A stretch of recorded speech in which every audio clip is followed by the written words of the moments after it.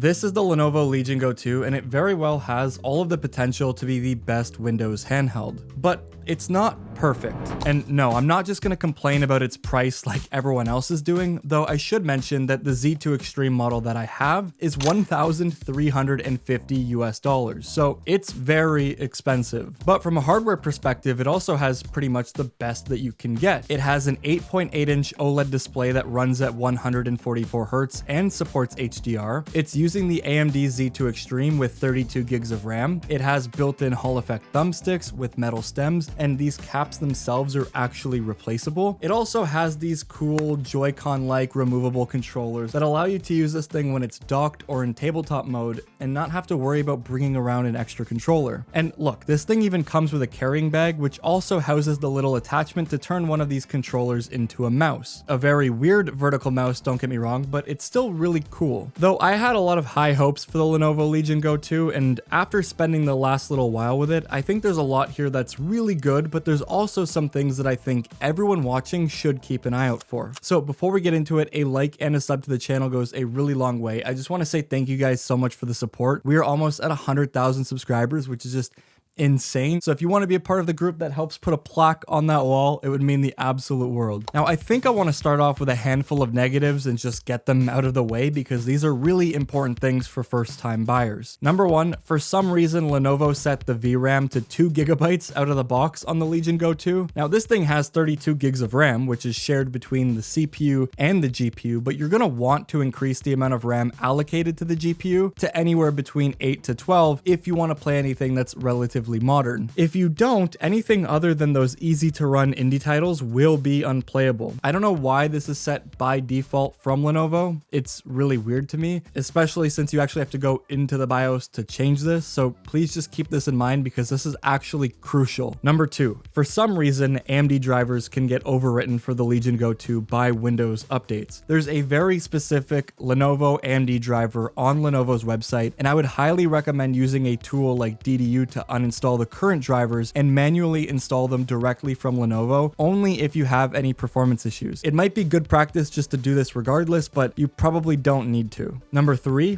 it's not a perfect out-of-box experience. Much like any Windows handheld, include 1 hour or so of Windows updates and the tweaks that I mentioned above, plus the time it takes to download your games. You're gonna have to set quite a bit of time aside just before you can actually use this thing. And lastly, number four, this is a standard handheld running Windows 11. There's no Xbox full screen experience on here. However, I have actually put it on here. There's a bit of a tweak that you can do inside of the registry editor to enable this. So if that's something that you'd like to do, I'll just put a link in the description below that you can follow because it's not that hard to set up, and I think it's really worth the time that it takes. So sorry about the tangent, but I just want to make sure that if you're considering picking up the Legion Go 2, you know what to expect and that you ultimately can get the best experience with this device. So inside of the box, you get the Lenovo Legion Go 2, the 65-watt power adapter, which plugs into USB-C, and you also get a pretty nice feeling carrying case, as well as the mouse base and cover for the side rail when you're actually using the mouse mode. Other than that, it's a pretty bare bones unboxing experience. I wish Lenovo included the middle piece to connect the two controllers. Something like this would have made it feel more console-like, kind of what Nintendo does with their Joy-Cons, but that's besides the point. First impressions, though, are solid. It feels incredible in the hand. It is large, don't get me wrong. This whole thing weighs about 2 pounds, and the entire system does feel like it was made for someone with larger hands than I have, but that also doesn't mean that this thing is uncomfortable. In fact, I didn't notice the weight all that much when I picked it up for the first time, just because of how much surface area there actually is here to spread it out, and the ergonomics make up for a lot of the pain points that something like this might have. All of the buttons feel great and they're pretty reachable even for me. The face buttons are solid, there's a good amount of resistance, and the D-pad is pretty much perfect. The shoulder buttons are super clicky and the triggers have quite a lot of range. There's also a touchpad on the right side of the controller which allows you to navigate windows, and you can even enable haptic feedback for it as well. The only thing that I find somewhat off-putting with this controller layout is these side buttons here, because I tend to click them a lot while I'm just gripping it and playing it. Now, they are disabled unless you're actually in the mouse mode, so it's not doing anything, but I think the placement of these is kind of awkward. And because this controller can also be used as a mouse, there's only 3 paddles on the back that you can actually use when playing in handheld mode. Again, not a big deal. I think having 2 is enough, just like with the ROG Xbox Ally, but this is a weird asymmetrical design that kind of messes with my brain a little bit. bit. Although I will say, once you actually get used to this and spend a couple of hours playing games on this thing, it feels like it's in a league of its own. The soft touch coating on the Legion Go 2 feels very premium. It isn't slippery, it doesn't get grimy. The thumbsticks are also amazing. I have no issues with dead zones, and because they're also Hall effect, I shouldn't have any issues with drift either. And because there's so many inputs and remappable buttons, you could basically just tweak this thing to do whatever shortcut you want, especially with these two buttons that I have down here on the left controller. I've mapped one of them to open up the Xbox game bar and one of them to open up the new task view from the full screen experience, which I'm not gonna lie, kind of makes this thing feel like it was supposed to run the full screen experience right from the get-go. There's also a pre-made shortcut to open up the Lenovo app, which helps with driver updates and to check on the system, and also to make those shortcuts that I mentioned. And there's another one to open up this quick menu, which allows you to change your performance profile, your fan curve, and the typical things that you'd find on pretty much any Windows handheld. The way that I've set this up makes it feel like a complete device that I could just turn on and pick up for a couple hours when I have some downtime. And I would highly recommend doing the tweaks that I mentioned, especially mapping these buttons to task view and game bar. Of course though, you want to know what it's actually like to play games on this thing and find out whether or not it's actually worth the price. Now I'll just come out swinging here for a second and say that in terms of a handheld, this thing is actually peak. The display on the Legion Go 2 is incredible. It's honestly everything that we could have wanted and a little bit more. It's a high refresh rate 144 Hz OLED panel, and like I mentioned earlier, it does support HDR. With HDR content, it can hit a peak of 1100 nits, which is almost too bright for the screen size. And at its 1200p resolution, it actually does have some benefits. This is the first handheld that I felt like I'm getting a really good experience from, not just in terms of the performance, but I'm actually able to make out what I'm seeing on the screen without feeling like I have to squint a bit to see an enemy from far away in a game like Battlefield. But because of the OLED though, the perceived sharpness is also higher, so in those heavier to run titles, I could actually get away with just dropping this thing down to 800p and not really make out much of a difference in what I'm playing. That's kind of why I've just found myself naturally gravitating toward this thing at the end of the night to like level up weapons and stuff in Battlefield just to get ahead and not have to sit at my desk. And I think ultimately that says a lot with the Legion Go 2 because I have so many handhelds that are just laying around. The downside though is that obviously this is a much larger package to carry. It's heavier than other handhelds, it's larger than other handhelds, and after playing about 10 to 20 minutes, you do kind of catch yourself resting it on your lap. But if this isn't something that concerns you, or if you're the type of person that's gonna prop it up in tent mode anyways, or maybe you just enjoy that if you're gonna dock this, you don't need to bring an extra controller around, I think this thing could actually make some sense. Now, when it comes to the actual performance numbers, this thing is not gonna be far off at all from what the Xbox Ally X is doing because they're very similar. It's gonna be plus or minus a couple of frames depending on your resolution. The additional RAM here didn't make as big of a difference as I honestly thought that it would, which is a bit of a bummer, but you're still getting a solid experience. In the performance preset Unplugged on Battlefield 6 running at 800p, I can get anywhere between 60 to 90 frames per second, just depending on the map and what's actually happening in game. Like I mentioned, some titles are worth taking the hit in resolution. It's not something that you're gonna really notice, and the performance improvement is there. Now, in Black Ops 6, a game that I've been playing for quite a while on these handhelds, at 800p with balanced settings, I can also get above 90 frames per second easily. It's also much better on something like the Legion Go 2 than it was on the Ally for me, purely because of the screen size. I do really feel like having more screen real estate does make the game more enjoyable, and you can actually just see what's going on. Assassin's Creed Shadows is a game that I test now purely just because it has some forced ray tracing. On the ROG Xbox Ally X, I was getting around 60 frames per second with FSR set to balanced on medium settings, and on the Legion Go 2, it's very similar, though this time I was testing it at 1200p on the Legion Go 2 since it is a 16:10 display, and I was still able to get 60 frames per second no problem. Since the 60 is a frame rate target with FSR, sometimes it can drop the render resolution down quite a bit to hit this, but I actually had a lot of fun messing with Assassin's Creed Shadows for an hour or so, and I definitely would play it on here if I ever decided to jump back into this game. And like,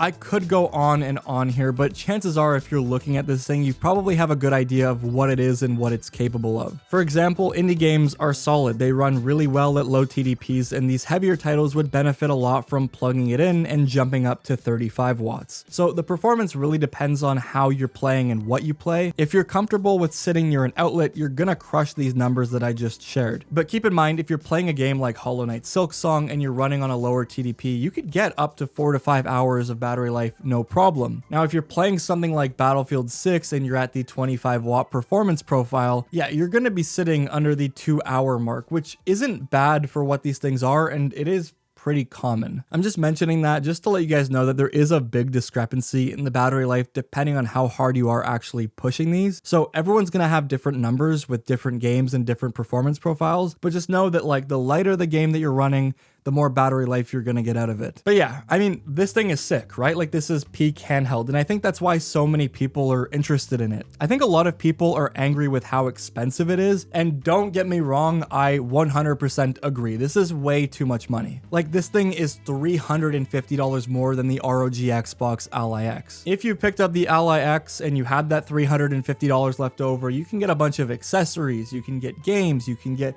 a dock. You could fully flesh out the ROG Xbox Ally X with the price difference between these two devices. Do I wish the Lenovo Legion Go 2 could have been $500, $600, $700? Duh. But I also think that when you consider what this thing is and the hardware that's inside of it, along with what you're getting alongside of it, the price does make a little bit more sense. Like there's nothing really comparable that offers exactly what the Legion Go 2 has. Though this is for sure a luxury good and it's not a necessity, and there's plenty of other offerings that will give you 80% of the experience for close to half the price. So anyways though, thank you guys so much for watching this one. A like and a sub to the channel is always appreciated. And by the way, if you have any questions about the Legion Go 2, or if you want to see a video of me comparing this to the Xbox Ally X, let me know in the comments down below and I'll get around to doing that. And before you go, if you could just drop like a turtle emoji or something in the comments for the Squirtle that I have up there, I'd really appreciate it. It shows me who the real ones are, and I'll see you all in the next one. Peace out.